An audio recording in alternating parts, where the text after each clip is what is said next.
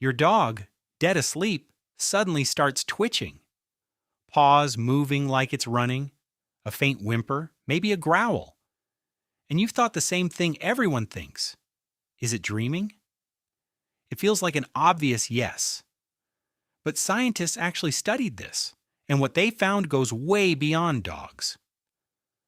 Because the question isn't just do animals dream? The real question is, what are they dreaming about? Dreaming is tied to one specific thing happening in the brain, REM sleep, rapid eye movement. The stage where your brain becomes almost as active as when you're fully awake and your muscles go temporarily paralyzed so you don't act out what you're experiencing. Wake someone during REM sleep and they'll almost always say the same thing, I was dreaming. So REM became the scientific fingerprint of dreaming. The question is, do animals have it? Almost all mammals do. Dogs, cats, elephants, dolphins, they all cycle through REM. But the proof of what that actually means didn't come until a single experiment in 2001 that changed everything. Two neuroscientists at MIT implanted tiny electrodes into the brains of sleeping rats, specifically into the hippocampus, the part responsible for memory and navigation. First, they let the rats run a maze. As they ran, every turn, every corridor was mapped to a unique pattern of firing neurons. Then the rats slept, and the same patterns fired again in the same sequence, at the same speed. The rats weren't just sleeping. They were replaying the maze, step by step, turn by turn. The match was so precise that one of the researchers said he could tell exactly where in the maze a rat was dreaming about at any given moment. A rat, asleep, mentally running a course it finished hours ago. That's not instinct. That's a brain processing experience, doing exactly what your brain does when you dream about your day. And if rats do this, what else is out there? Zebra finches learn complex songs, and researchers found that the exact neurons that fire when a young bird sings fire again in the same order while it sleeps. The bird isn't just dreaming, it's practicing its song in its sleep. But the animal that genuinely broke scientists' brains was the octopus. Octopuses are invertebrates, separated from us by over 500 million years of evolution. For a long time, scientists assumed complex sleep states were a vertebrate thing, a mammal thing, our kind of brain thing. And then researchers filmed octopuses sleeping and watched their skin erupt. Visuals of sleeping octopus, skin flashing pale, then dark, then patterned, colors rippling in waves across its body.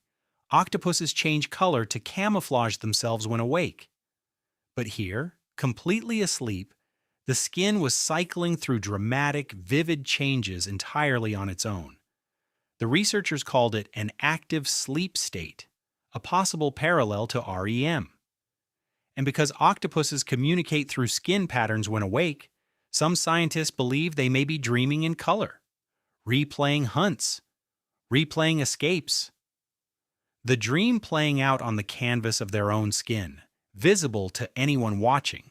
Nobody fully understands it yet. But it's one of the most extraordinary things ever documented in animal sleep research. Rats replay mazes. Birds rehearse songs. But for the more complex animals, the ones with richer lives, deeper bonds, longer memories, the content of the dream becomes harder to study and more profound to think about. Elephants grieve. They return to the bones of dead family members. They remember losses across decades. Do they dream of the dead? There's no way to know yet. But the brain structures involved in memory consolidation during sleep are similar enough to ours that researchers don't dismiss it. And then there's this. Can animals have nightmares? Almost certainly, yes. Nightmares aren't uniquely human. They're what happens when a brain processes fear and trauma during sleep. Chimpanzees exposed to violence in the wild show disturbed sleep patterns consistent with post-traumatic stress.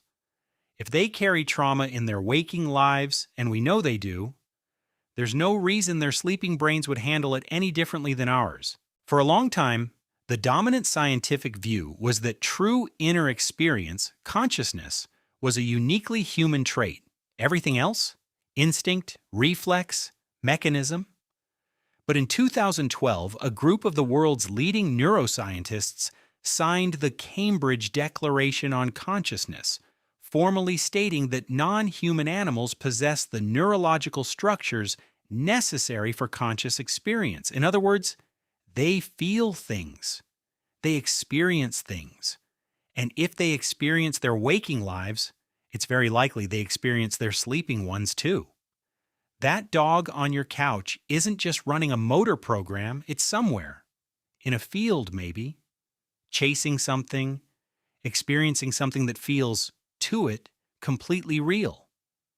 And the octopus at the bottom of the ocean, skin flickering in the dark? Nobody knows what world it's visiting. But it's visiting somewhere. We spend a third of our lives asleep, and a chunk of that in a world our brains build from memory, fear, and experience. For a long time, we thought that world was ours alone. It isn't. The rat is running its maze. The finch is singing its song. The octopus is dreaming in colors we can't imagine. And your dog, right now paws twitching on the couch, is somewhere you'll never be able to follow. If this made you think differently about the animal sleeping next to you, drop a comment. I read everyone. And subscribe, because we go this deep every single week.